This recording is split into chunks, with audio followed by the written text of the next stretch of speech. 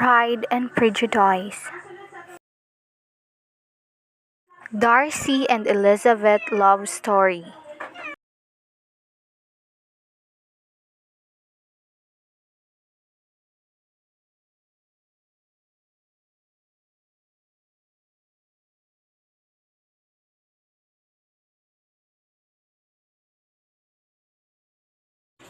In vain, I have struggled. It will not do. My feeling will not be repressed. You must allow me to tell you how ardently I admire and love you. In such cases as this, it is, I believe, the established mode to express a sense of obligation for the sentiments abode. However, unequally they may be returned. It is natural that obligation should be felt, and if I could feel gratitude, I would now thank you. But I cannot. I have never desired your good opinion, and you have certainly bestowed it most unwillingly. I am sorry to have occasioned pain to anyone. It has been most unconsciously done. However, and I hope will be of short duration, the feelings which you told me have long prevented the acknowledgement of your regard, and have little difficulty in overcoming it after this explanation.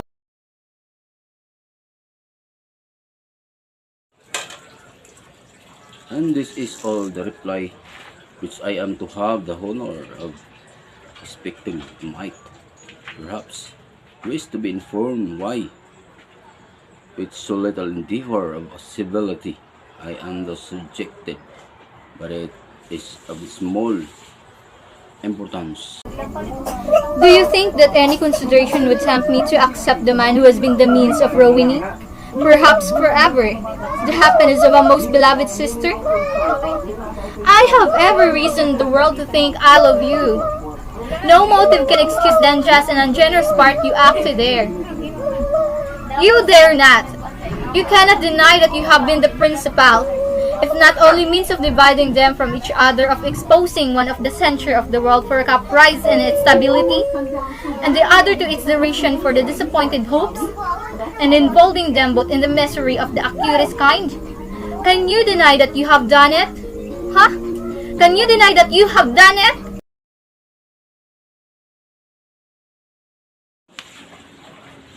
I have no wish of denying that.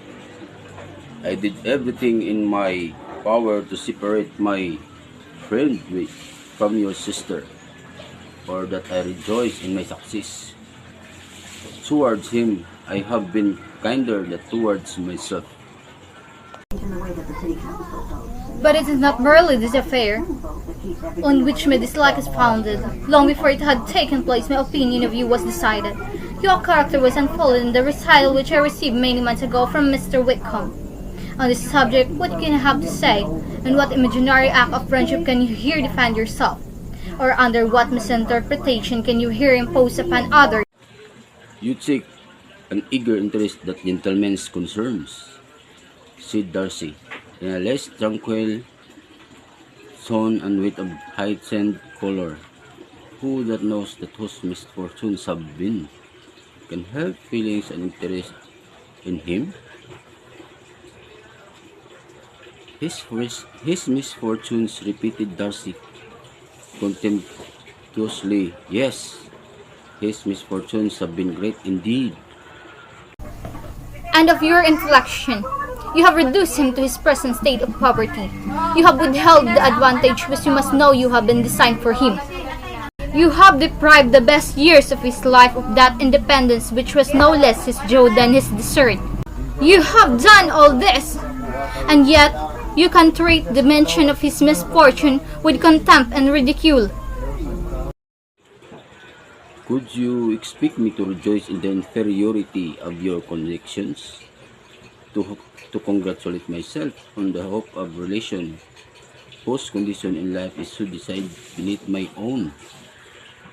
You are mistaken, Mr. Darcy, if you suppose that the mode of your declaration affected me in any other way, then, as it spared the concern which I might have felt in refusing you, had you behaved in a more gentlemanlike manner, you could not have made the offer of your hand in any possible way. that would have tempted me to accept it. From the very beginning, from the very first moment, I may almost say of the acquaintance with you, your manners, impressing me with the fullest belief of your arrogance, your conceit, and your selfish disdain of the feelings of others, such as to form the groundwork of disapprobation on which succeeding events have built so immovable a dislike. And I had not known you a month before I felt that you were the last man in the world whom I could ever be prevailed on to marry. Have you said quite enough, madam?